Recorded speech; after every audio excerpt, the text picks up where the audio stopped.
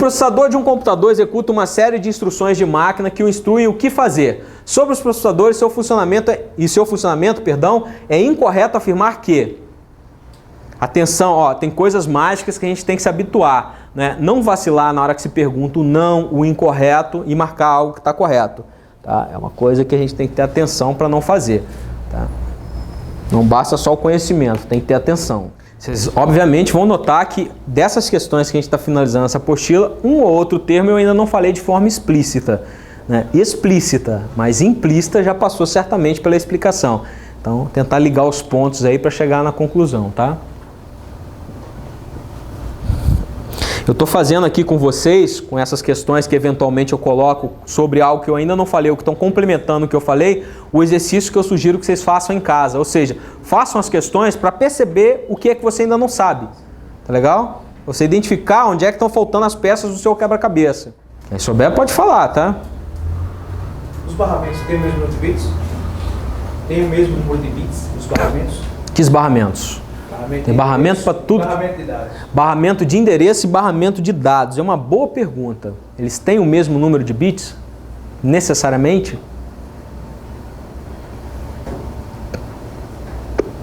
Sim ou não? Tempo. Eles não necessariamente têm o mesmo número de bits, tá?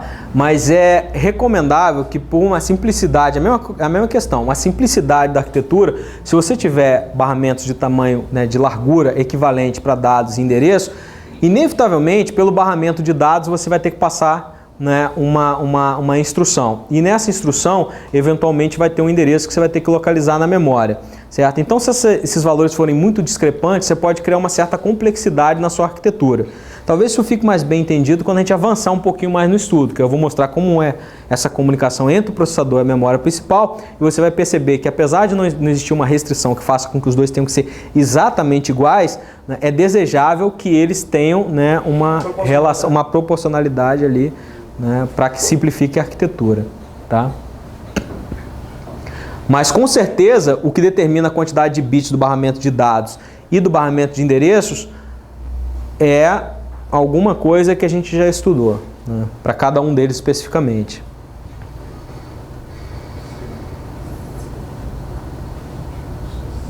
Resposta? Letra C diz que o barramento de endereço envia e recebe dados, e o barramento de dados envia e recebe endereço.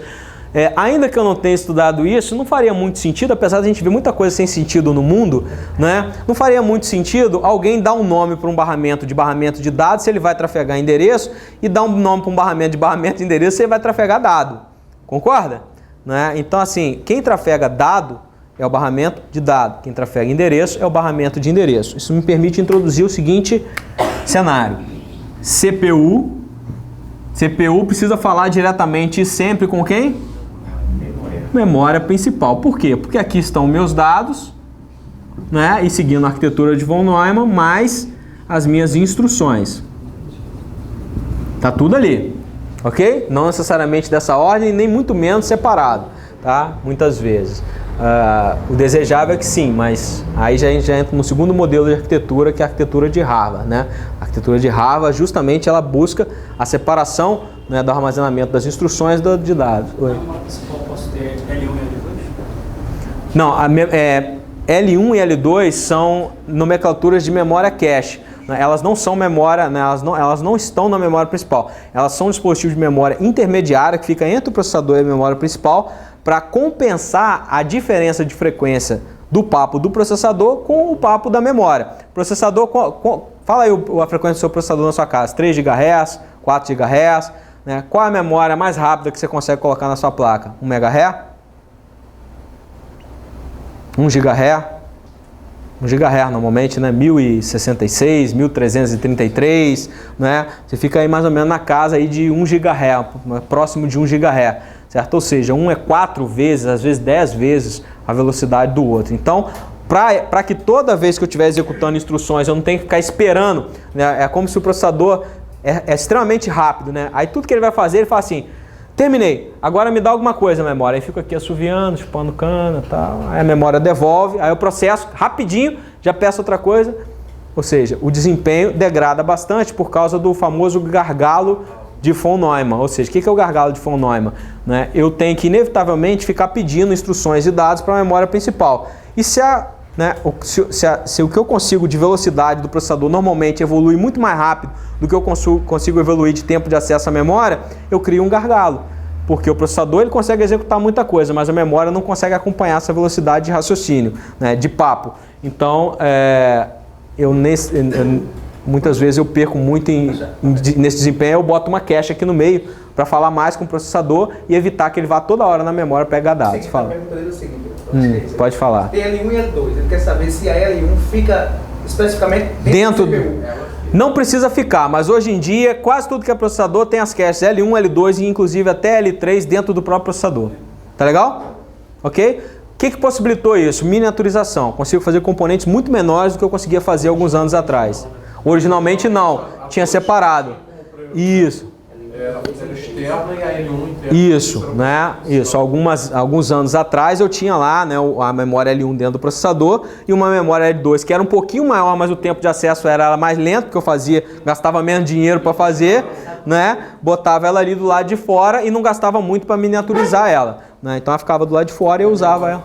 Ainda assim ela é mais rápida do que a memória principal, eu falo mais rápido com ela, né? E por que eu não uso tudo para a memória principal, tudo a mesma tecnologia que eu uso nas caches? Porque é cara, a tecnologia é cara. Então eu vou, né, tentando otimizar o custo do projeto final, ou seja, eu uso um pouquinho de memória extremamente rápida, um pouquinho de memória mais ou menos, outra um pouquinho mais lenta e assim eu vou construindo. Isso aí. Tá legal? Eu vou tentando otimizar o custo final do projeto. Ainda assim, ela mesmo não sendo, né, a mais rápida entre essas, né, ela ainda é muito mais rápida do que a mecânica. Com certeza. Sim, a unidade externa. Aqui no caso a gente está comparando, só memórias principais, ou seja, memórias que falam direto com o processador durante a execução, o que não é o caso de um disco, por exemplo. Mas ainda assim, com certeza, o tempo de acesso a um disco é ordens de grandeza mais lento do que o tempo de acesso a uma memória principal, ainda que a memória principal seja mais lenta que a cache e que a cache seja mais lenta que registradores. Tem uma hierarquia, que é o que a gente vai estudar, né, na próxima aula. Ok? Bom, então como é que é esse papo aqui? Eu tenho 3 barramentos para esses caras se falarem. Tá? Mais para frente a gente vai aprender a diferenciar esses barramentos em barramentos de sistema e barramentos locais, mas não é o assunto agora. Não dá para aprender tudo num dia só, tá? E nem vale a pena, acaba atrapalhando.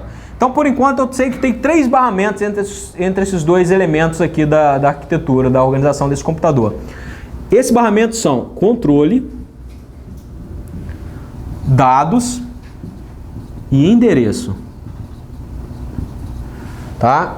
É tudo que o processador precisa trocar com a memória. Controle, dado e endereço. Como é que funciona?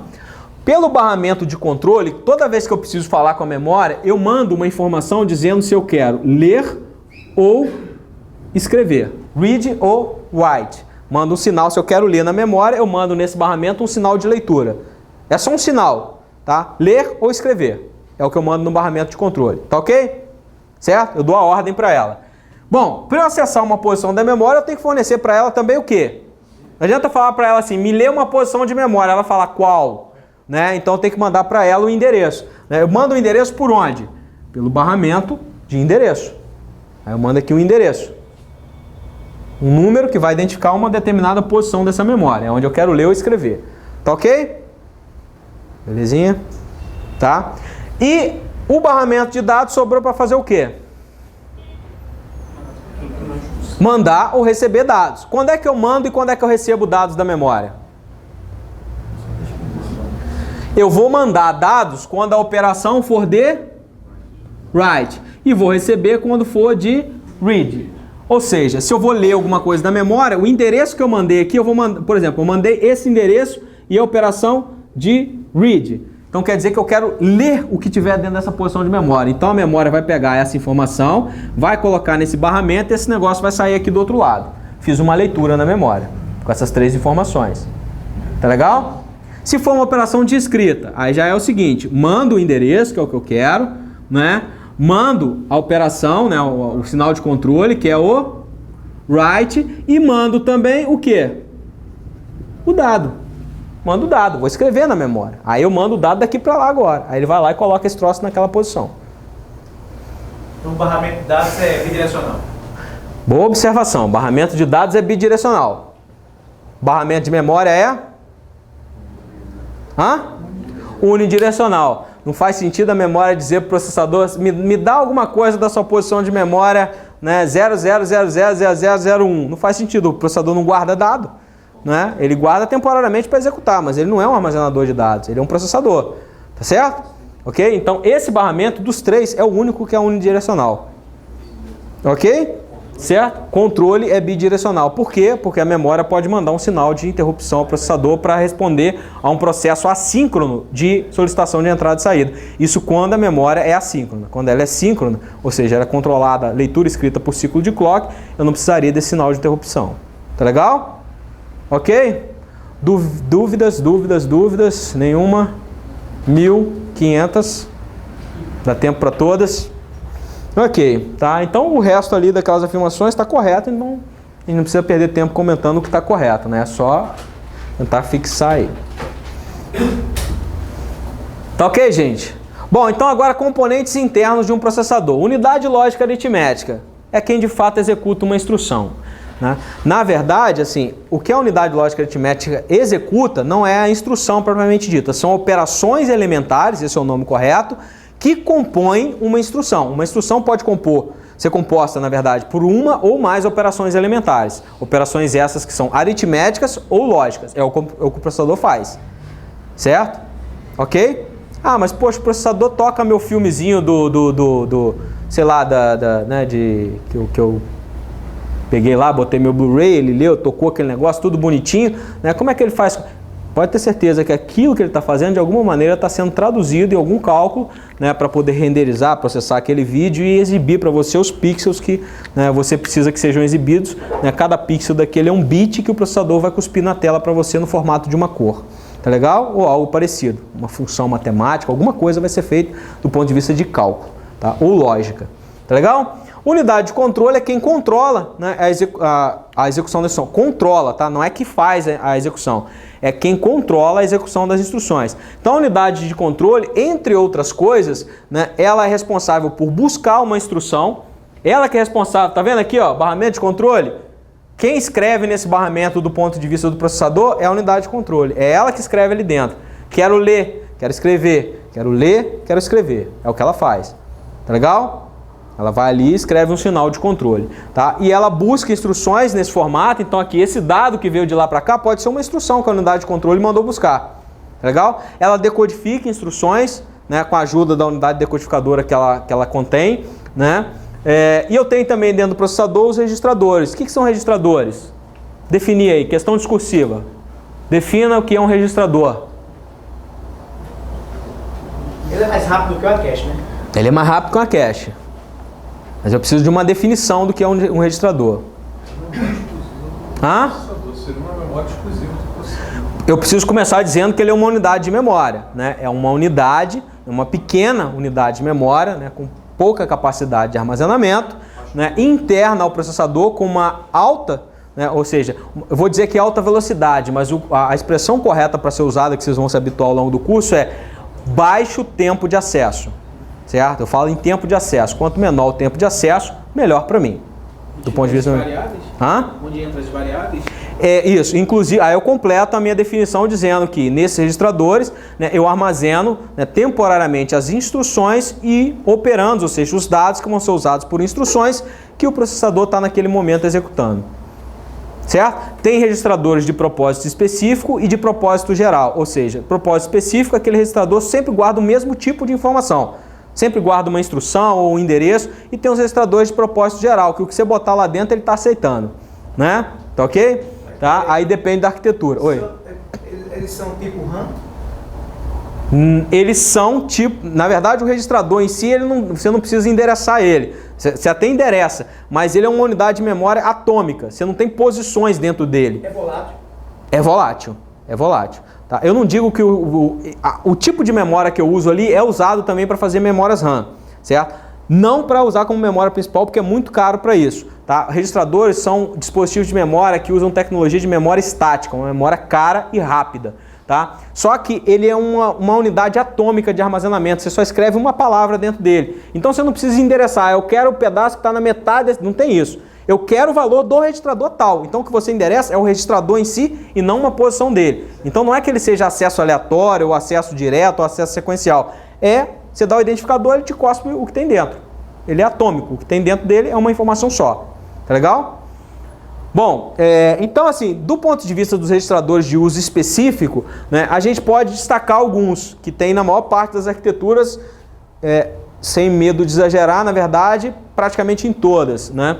Que são o contador de instrução, que algumas vezes pode vir com o nome de contador de programas, né? Ou apontador de instrução. O que importa é qualquer coisa que te dê, né, a ideia de que ele está apontando, né, o endereço de alguma instrução que vai ser executada, é um registrador que tem, né, a função de contador de instrução, certo? O contador de instrução é aquele cara que guarda o endereço da próxima instrução que vai ser executada. É o cara que fica olhando no futuro. Qual é a próxima instrução depois da que está sendo executada que eu vou ter que buscar para executar? Legal? Esse é o contador de instrução. Beleza? Ou PC, Program Counter. Tá legal? Program Counter ou contador de instrução. Beleza?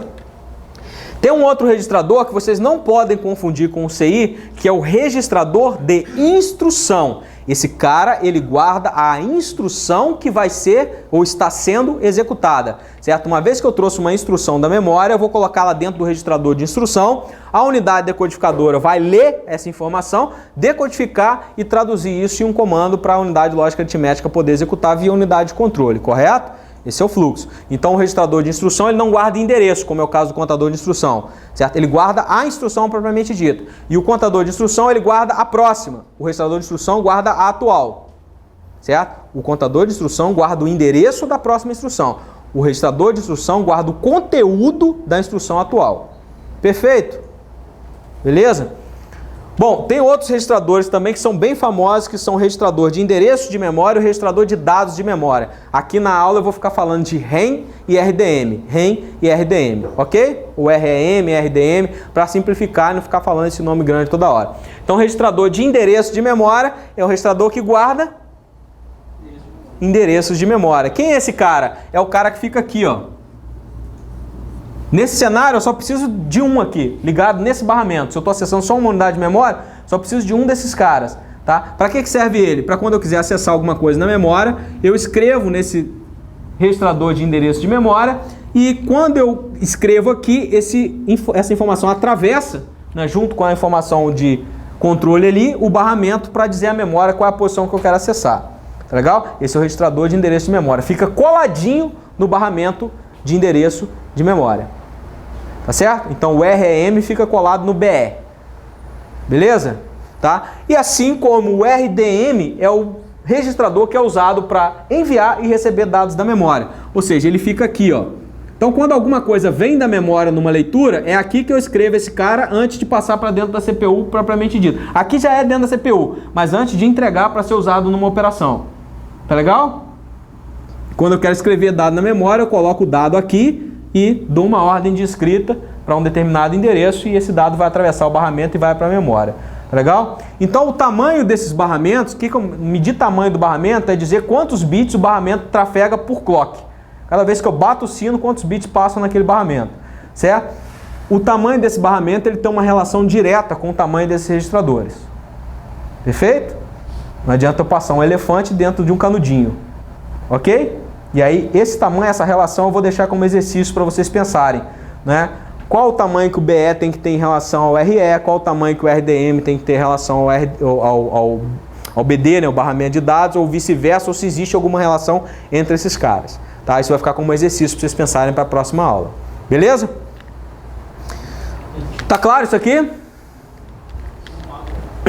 Beleza. Questão, então. Os registradores são dispositivos de memórias lentos e com custo baixo.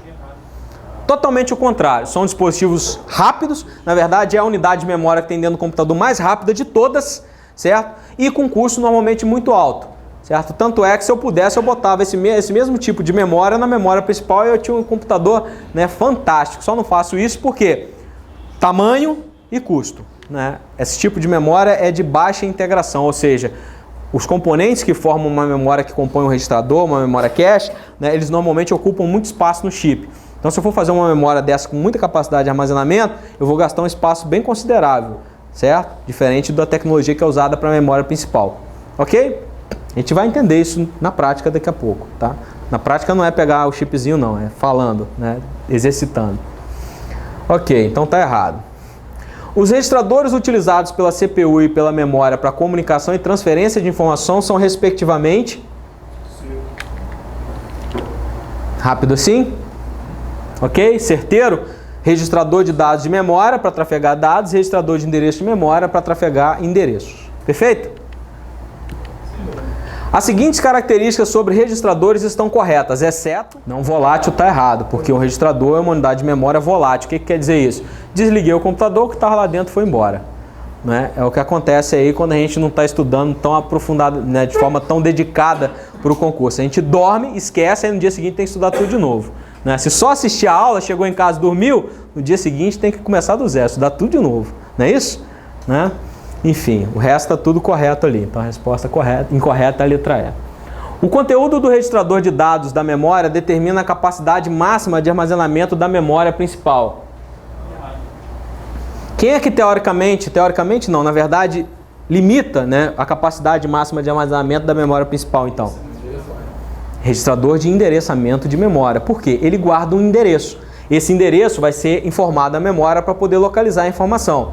Se esse endereço for muito pequeno, concorda que o número de posições de memória que eu consigo acessar são poucas? Vamos supor um endereço de 2 bits. 1, 2. Vamos supor que o endereço da minha arquitetura só tem 2 bits. Quantas posições de memória eu conseguiria endereçar com isso? Quantas casinhas num condomínio eu conseguiria endereçar com isso aqui?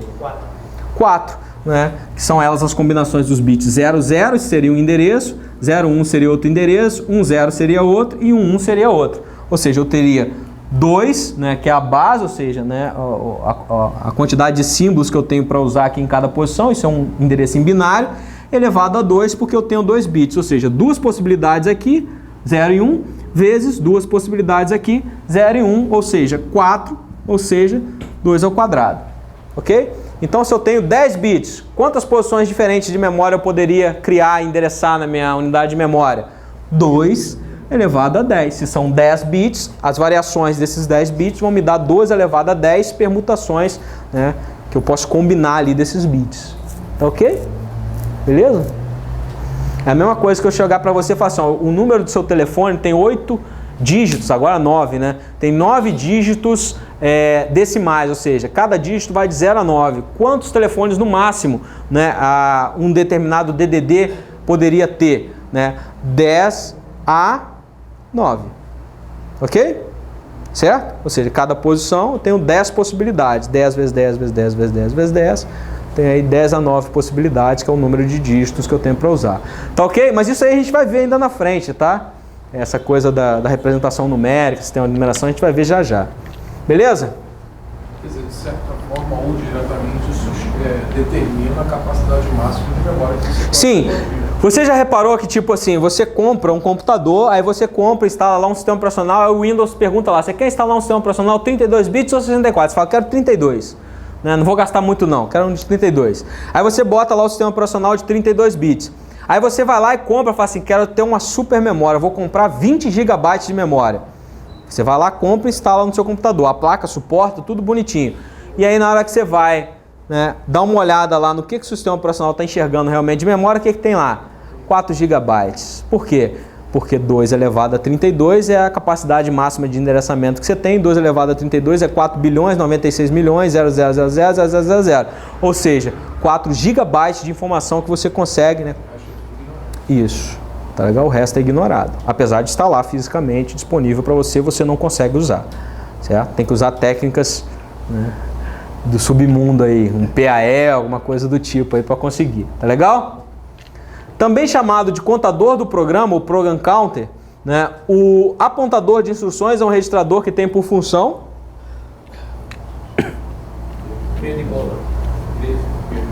manter atualizado o endereço de memória da próxima instrução que deve ser executada. Ok? Cuidado para não marcar a letra A. A letra A seria o... Letra A? RI, o registrador de instrução. Ok? Tem muita gente que confunde. Os registradores, elementos de memória local rápida, destinam-se a armazenar exclusivamente instruções. Por quê? Não apenas instruções. Porque eles armazenam também dados, operandos, não é isso? Não está errado. A alta capacidade de processamento obtida por meio de registradores para a execução das instruções de um programa é uma característica encontrada na mais recente geração de computadores. Nesse tipo de processamento, os dados são movidos dos registros para a memória principal, onde as instruções são executadas, para depois retornarem aos registros. Hein? Por que está errado? Porque o fluxo ali está invertido, ou seja, eu carrego da memória para os registradores, executo e devolvo o resultado para a memória. E não o contrário. A informação reside, ela mora na memória principal enquanto estiver em execução aquele programa. Beleza? Se para reduzir custo de fabricação for criado um computador em que o tamanho do registrador PC seja a metade do RAM, então, embora ocorra uma redução de custo, essa máquina não irá funcionar, pois o PC deve ser projetado no mínimo com o mesmo tamanho do registrador de endereço de memória. Isso, o que acontece? Se eu tiver um PC com a metade do tamanho do RAM, que situação que poderia ocorrer?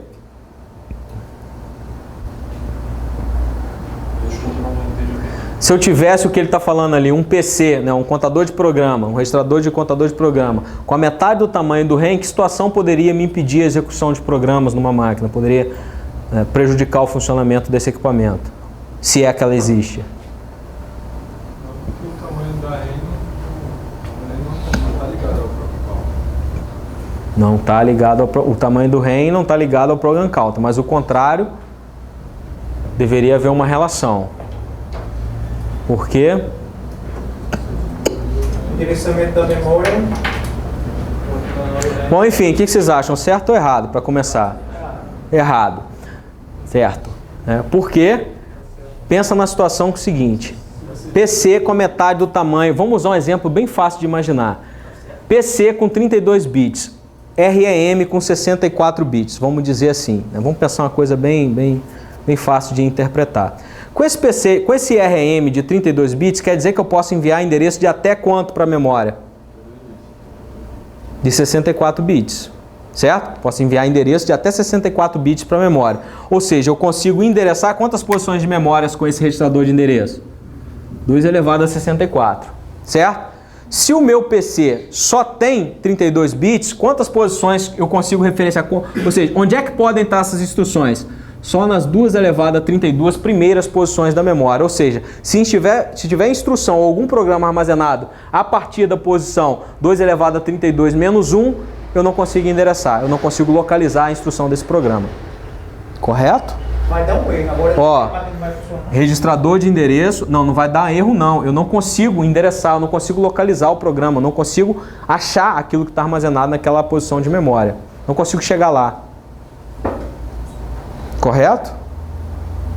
Tá ok? Então ele diz o seguinte, ó, se para reduzir custo foi criado um cara que tem um PC com a metade do RAM, então embora ocorra uma redução de custo, essa máquina não é a funcionar, porque eu preciso que o PC, né, tenha pelo menos, ou na verdade, num caso ótimo, o mesmo tamanho ali do registrador de endereço de memória. Por quê? Ter mais do que isso não ia me adiantar muito, porque toda hora que eu fosse passar um endereço eu ia ter que passar através do RAM. Então ele ia ter que, né, eu poderia ter até mais bits lá, mas para fazer algum outro tipo de mapeamento, porque para endereço mesmo me bastava o tamanho do próprio RAM.